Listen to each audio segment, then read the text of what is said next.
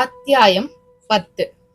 மோகனின் அந்த மாளிகை போன்ற வீட்டில் அவன் அப்பா அருணாச்சலம் ஒரு சாய்வு நாற்காலியில் அமர்ந்திருந்தார். எதிரில் டிவி ஓடி கொண்டிருந்தது. அவரது இடது கை சற்று சும்பி போய் எண்ணெய் பூசப்பட்டு இருந்தது. வயதானால் சிலரை வாதம் தாக்கி விடுகிறது. அருணாச்சலமும் வாதத்திடம் அகப்பட்டு கொண்டு விட்ட ஒருவர். வாதம் அவரை கையோடு விடவில்லை, வாயையும் சற்று கோண வைத்து விட்டது. அவருக்கு இரண்டாவது மனைவியாக வாழ்க்கைப்பட்டு விட்ட சகுந்தலாதான் அவருக்கு சோறு ஊட்டி எல்லாவித பணிவிடைகளும் செய்தாக வேண்டும். அப்படி அவள் செய்யும் போதெல்லாம் அவளை பார்க்க வரும் அவளது அண்ணன் ராமச்சந்திரன் தங்கை கஷ்டப்படுவதை பார்த்து மனம் கசிவார். ராமச்சந்திரனுக்கு ஒரே பெண். அவளை மோகனுக்கு கட்டி வைத்து விட்டால் சொத்து வெளியே யாருக்கும் போய்விடாது என்பது அவரது உள்கணக்கு. தங்கை பாசமும் அந்த உள்கணக்கும் எப்பொழுதும் கைகோர்த்து கொண்டு வேலை செய்யும். சகுந்தலா, உன்னை பார்க்கும்போது எனக்கு பரிதாபமா இருக்கு. எதுக்கு நீ இன்னும் கஷ்டப்பட்டுக்கிட்டு? மோகனுக்கு ஒரு கல்யாணத்தை பண்ணிட்டா மருமக இந்த வீட்டுக்கு வந்துருவா. அப்புறமா அவ பாத்துக்குவால இந்த வேலைகளை எல்லாம் என்று ஸ்ருதி மாறாமல் பாடத் தொடங்கி விடுவார். அண்ணனின் பாட்டுக்கு சகுந்தலாவும் சரிதாளம் போடுவாள். அண்ணே, கொஞ்சம் பொறுமையா இரு. மோகன் என் வயிற்றுல பிறந்திருந்தா சண்டை போட்டு என் விருப்பத்துக்கு நான் சம்மதிக்க வைக்கலாம். ஆனா அவன் என் சக்காலித்தி வயிற்றுல எல்லாம் பிறந்துட்டான் என்பாள். இருந்தாலும் அண்ணன் மகளான லக்ஷ்மியை ஒரு அலங்கார தேவதையாக்கி தன் வீட்டுக்குள் குறுக்கும் நெடுக்கும் நடமாட விட்டிருந்தாள். அவளிடமும் ஒரே பசப்பல். மோகனுக்கு அவள்தான் காபி கொடுப்பது, டிஃபன் கொடுப்பது என்று தனது மயக்க உற்சவத்தை அவள் எப்பொழுதோ தொடங்கிவிட்டாள். தன்னை சுற்றி நடப்பதையெல்லாம் மௌனமாக பார்க்க மட்டும் அருணாச்சலத்தால் முடிகிறது. அதை மீறி அவரால் எதையும் செய்ய முடியவில்லை. எதை நினைத்தாலும் அது அவருக்குள்ளேயே முடங்கி போகிறது. பேச முடியாது, நடக்க முடியாது, எழுத முடியாது என்றால் அந்த மனிதர் எத்தனை பெரியவராக இருந்தால்தான் என்ன? ஒரு உயிருள்ள பிணம் தானே. அன்றும் அந்த பிணம் டிவி பார்த்து கொண்டிருக்க ராமச்சந்திரன் அந்த மாளிகை போன்ற வீட்டினுள் நுழைந்து கொண்டிருந்தார். லக்ஷ்மியும் சகுந்தலாவும் ஹாலில் மருதாணி வைத்துக் கொண்டிருக்க அருகில் பெருமூச்சுடன் வந்து அமர்ந்தார். என்னென்ன பெருமூச்சு பலமா இருக்கு? இந்த வீட்டு பக்கம் வந்தாலே எனக்கு பெருமூச்சு தான் வருது. என்ன பண்ண சொல்ற? புரியுதுன, உனக்கு லக்ஷ்மி கல்யாண கவலை அதானே? அட போ சகுந்தலா, அதான் அந்த வலிப்பு பொண்ணு சரிப்பட்டு வராதுன்னு ஆயிடுச்சுல்ல. அப்புறம் என்ன? மோகன் கிட்ட நைச்சியமா பேசி லக்ஷ்மிக்கும் அவனுக்கும் ஒரு நாள் பார்க்கலாம்ல.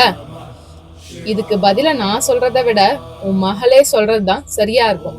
நீயே சொல்லுடி. சகுந்தலா லக்ஷ்மியை பார்த்தாள். அவளிடமும் பெருமூச்சு. ஐயோ அப்பா, அத்தாங்கிட்ட நானும் தினமும் என்னென்னவோ பண்ணிதான் பாக்குறேன். ஆனா அது முகம் கொடுக்கவே மாட்டேங்குது. அதுக்கு மனசு பூரா அந்த வலிப்புக்காரி வித்தியாதான் இருக்கா. அதான் ஒத்து வராதுன்னு ஆயிடுச்சேமா. அதெல்லாம் எனக்கு தெரியாதுப்பா. அந்த வித்யாவுக்கு நிச்சயம் உடம்பு நல்லாயிடும்னு அத்தான் நம்புற மாதிரி தான் நினைக்கிறேன். காக்கா வலிப்பு ஒருத்தருக்கு பரிபூரணமா குணமானதா நான் இதுவரை கேள்விப்பட்டதே இல்லை. அது உன் நம்பிக்கை, அத்தான் நம்பிக்கையே வேற. சுருக்கமா சொல்றதா இருந்தா அத்தான் என்ன கல்யாணம் பண்ணிக்குவாருன்னு நான் நம்பிக்கிட்டு இருக்கிறது சுத்த வேஸ்டுப்பா. லக்ஷ்மி பானையை போட்டு உடைக்கிற மாதிரி உடைத்து விட்டு கையை உதறிக்கொள்ள இட்டு கொண்ட மருதாணி பீந்து விழுந்தது. கையை ஆட்டாம பேசுடி, பாரு மருதாணி பிஞ்சு விழுறத என்று சகுந்தலாவும் அதை பார்த்து சற்று சப்தம் போட உற்சாகமாக உள்ளே நுழைந்து கொண்டிருந்தான் மோகன். அவன் கைகளில் பூ, பழம் மற்றும் இனிப்புகள். சகுந்தலா அவனை அந்த மாதிரி கோலத்தில் பார்த்ததே இல்லை. என்ன மோகன், ஒரே குஷியா இருக்க என்று அவளும் காரணத்தை கேட்டாள். ஆமா சித்தி, இன்னைக்கு என் வரையில ரொம்ப நல்ல நாள். என்னப்பா, இன்னைக்கு நம்ம கடையில 5000 பவுன் வியாபாரம் கூடிருச்சா? அது இல்ல சித்தி, நம்ம வித்யா விஷயத்துல ஒரு நல்ல வழி பிறந்திருக்கு. நம்ம வித்யாவா? என்ன சித்தி, அதுக்குள்ள மறந்துட்டீங்களா? ஓ, நீ அந்த ஃபாரஸ்ட் ஆபீசர் மகளை சொல்றியா? ஆமா சித்தி. நம்ம பெண் பார்த்துட்டு வந்ததுக்கு பிறகு அவங்களும் அவளுக்கு சித்த மருத்துவம் பார்த்திருக்காங்க. அதுல ஒரு சித்த வைத்தியர் கொடுத்த மருந்து அவளை பரிபூரணமா குணப்படுத்திட்டதா கேள்விப்பட்டேன். என்னப்பா வளர்ற? வளரல. அந்த சித்த வைத்தியரே கடையில என்ன வந்து பார்த்தார். அவளுக்கு திரும்ப வலிப்பு வந்தா அதுக்கு நான் பொறுப்புன்னாரு. அது சரி.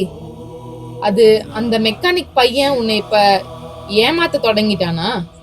சித்தி, அவசரப்பட்டு தப்பா பேசாதீங்க. அவனுக்கும் இதுக்கும் எந்த சம்பந்தமும் இல்ல.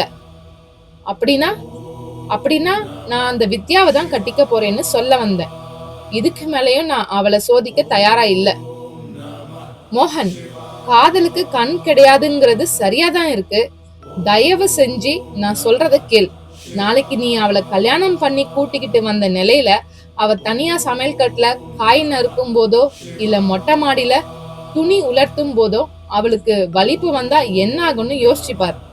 ஒரு ஏழை பெண்ணை ஏமாத்தி கூட்டிக்கிட்டு வந்து நீ கொலை பண்ணிட்டதா பத்திரிக்கையில வரும். இதெல்லாம் உனக்கு தேவையா? மோகனை சகுந்தலா திரும்பவும் வேகமாக மடக்கி பிடித்தாள். அவனும் அவள் கேட்ட கேள்விகளுக்கு என்ன பதில் சொல்வது என்று தயங்கி கொண்டு நிற்க, உள்ளே வரலாமா என்று ஒரு குரல். அவ்வளவு பேரும் திரும்பி பார்க்க வாசலில் கண்ணன் பைஜாமா குர்தா தோளில் தொங்கும் துணிப்பை சகிதம் நின்றவனை பார்த்த மோகனுக்கு கடவுளையே பார்த்தது போலதான் இருந்தது. அடடே, நீங்களா? வாங்க வாங்க என்று அவரை அழைத்தான். கண்ணனும் உள்ளே நுழைந்து எல்லோருக்கும் பெரிதாக ஒரு கும்பிடு போட்டான். சித்தி, இவர்தான் வித்யாவை பரிபூரணமா குணப்படுத்தின அந்த சித்த வைத்தியர் என்று சகுந்தலாவிற்கு அறிமுகமும் செய்து வைத்தான். கண்ணனும் திரும்ப கும்பிட்டான். உள்ளுக்குள் சுந்தரராஜனின் ஆன்மா தன் மூத்த மகள் வாழ்க்கைப்பட போகும் வீடும் அந்த வீட்டு மனிதர்களும் எப்படிப்பட்டவர்கள் என்பதை அளக்கும் விதத்தில் இருந்தது. சகுந்தலா ஒரு அற்ப பூச்சியை பார்க்கிற மாதிரிதான் கண்ணனை பார்த்தாள். பார்க்க நவீன கால ஹைடெக் இளைஞன் போன்ற தோற்றம். இவனா சித்த வைத்தியன்? ராமச்சந்திரனும் அவனை பார்த்து சற்று சிரிக்கவும் செய்து விட்டார். என்ன மாமா சிரிக்கிறீங்க? சிரிக்காம, சித்த வைத்தியர்னா அவங்க இப்படித்தான் இருப்பாங்கன்னு சில அடையாளம் எல்லாம் இருக்கு மோகன்.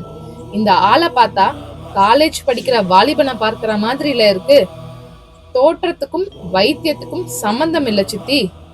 மிஸ்டர் கண்ணன், நீங்க இவங்க இப்படி பேசுறதுக்காக தயவு செஞ்சு வருத்தப்படாதீங்க. சேச்சே, நான் இங்க இப்ப வந்திருக்கிறது கூட சித்த வைத்தியம் பார்க்கத்தான். என்ன? ஆமா மோகன், உங்க கூட பேசிட்டு வெளியேறியனா உங்க நகை கடையில என் பேனாவை விட்டுட்டு போயிட்டேன். அதை எடுத்துட்டு போக வந்தப்ப நீங்க இல்ல. கடைக்காரங்க கிட்ட விசாரிச்சேன். அப்ப அவங்கதான் நீங்க சீக்கிரமாகவே வீட்டுக்கு போயிடுவீங்கன்னு, உங்க அப்பா ஒரு வாதம் தாக்கிய பேஷண்ட்னு சொன்னாங்க. அதான் உடனே அவங்க கிட்டயே அட்ரஸ வாங்கிக்கிட்டு உங்களை தேடிக்கிட்டு வந்துட்டேன்.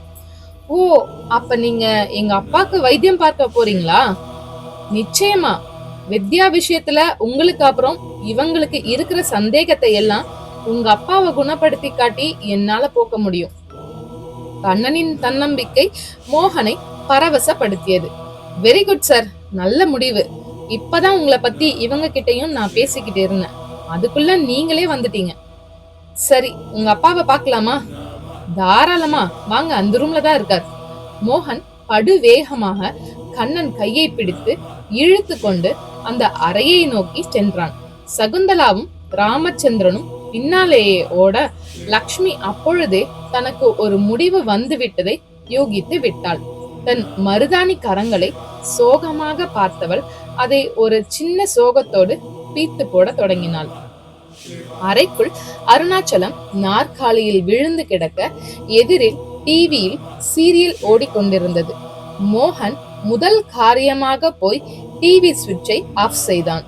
பிறகு அருணாச்சலத்தை கண்ணனுக்கும் காட்டினான். சார், இவர்தான் என் அப்பா. பெரிய பிசினஸ் மேக்னட், நல்ல கலா ரசிகரும் கூட. அதனாலதான் எங்க சித்தியையே கல்யாணம் செஞ்சுக்கிட்டாங்க. ஏன்னா எங்க சித்தி ஒரு நல்ல டான்சர். அதுலயும் ஆள மயக்கிற மாதிரி ஆடுறதுல அந்த காலத்துல சூப்பர் இவங்க என்றான். மோகனின் அந்த விளக்கம் பாராட்டா இல்லை பரிகாசமா என்பதை கண்டுபிடிக்க முடியாத ரகத்தில் இருந்தது. கண்ணன் குனிந்து அருணாச்சலத்தின் கையை பிடித்து நாடியை பார்க்க ஆரம்பித்தான். அவரும் கோணிக்கொண்ட வாயோடு எல்லோரையும் பார்த்தார். சில வினாடிகளுக்கு பிறகு, மிஸ்டர் மோகன், உங்க அப்பாவை ரொம்ப சுலபமா குணப்படுத்தலாம். வாதம்ங்கிறது மூளை ஒரு விதத்துல செயல் இழக்கிறதையும் இரத்த குழாய்கள்ல ஏற்படுற பாதிப்பையும் மூட்டுக்கள் உள்ள பாகங்கள்ல ஒருவித திரவம் சுரக்கிறதுல ஏற்படுற கோளாறுகள்னாலையும் உருவாகுது. ஒரு விதத்துல இது ஒரு பரம்பரை வியாதின்னு கூட சொல்லலாம். உணவு பழக்க வழக்கமும் இதுக்கு ஒரு காரணம். ரொம்ப முக்கியமான விஷயம் மனநிலை. மனநிலைக்கும் வாதத்துக்கும் ஒரு இனம் புரியாத சம்பந்தம் இருக்கு. நான் அதிகம் பேசி லெக்சர் கொடுக்க விரும்பல. இந்த தருணத்துல ஒரு தகவலை மட்டும் சொல்லிக்கிறேன். முறையா ஏகாதசி அன்னைக்கு விரதம் இருந்து துவாதசி அன்னைக்கு அகத்திக்கீரை நெல்லிக்காய்னு இரண்டையும் சாப்பிடுறவங்கள வாதத்தால கிட்ட கூட நெருங்க முடியாது. போகட்டும், இவருக்கு உள்ள சாப்பிட மருந்தும் வெளியே தடவ தைலமும் இருக்கு. அதை ரெகுலரா, அதாவது 3 நாள் தந்தா போதும். 4வது நாள் இவர் பழையபடி ஆயிடுவார்.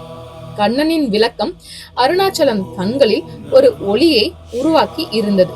மலங்க மலங்க பார்த்தார். கோணிக்கொண்ட வாயாலேயே என்ன தாப்பாத்துங்க தாப்பாத்துங்க என்று மழலையாகவும் பேசவும் செய்தார். ராமச்சந்திரன் அத்தனைக்கு பிறகும் சிரித்து விட்டார். மாமா, கொஞ்சம் சிரிக்கிறத நிறுத்துறீங்களா? அட என்ன மோகன் நீ, இவரை காட்டாத டாக்டர் இல்ல, பார்க்காத வைத்தியம் இல்ல. இந்த நபரை பார்த்தா முதல்ல சித்த வைத்தியன் மாதிரியே தெரியல. இதுல இந்த நபர் 3 நாள்ல வாதத்துல இருந்து அத்தான குணப்படுத்திடுவேன்னு சொல்றத நம்புறதுக்கு நான் ஒண்ணு ஈனாவானா கிடையாது. ராமச்சந்திரன் மாமாவை மோகன் வெறித்தான். கண்ணன் அசரவில்லை. சார், 3 நாள் கழிச்சு நீங்க என்ன சொன்னாலும் கேக்குறேன். இப்ப கொஞ்சம் அமைதியா இருங்க என்றான்.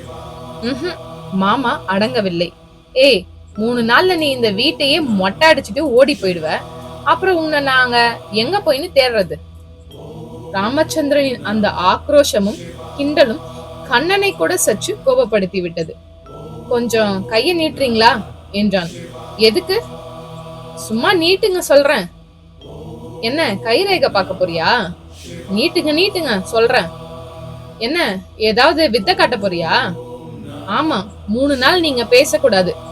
இவர் இப்ப இருக்கிற மாதிரி நீங்க இருங்க, அப்பதான் இவருக்கு வைத்தியம் பண்ண முடியும் என்கின்ற பேச்சோடு ராமச்சந்திரனின் கையை பிடித்து இழுத்தவன் அப்படியே அந்த கையை வளைத்து முதுகுப்புறமாக கொண்டு சென்று படிய வைத்து தோள்பட்டையில் ஒரு குறிப்பிட்ட புள்ளியில் 3 விரல்களால் முடிந்த அளவு குத்த வெடுக்கென்று நாக்கு இழுத்து கொண்டு ராமச்சந்திரன் அப்படியே சுருண்டு படுத்து விட்டார்.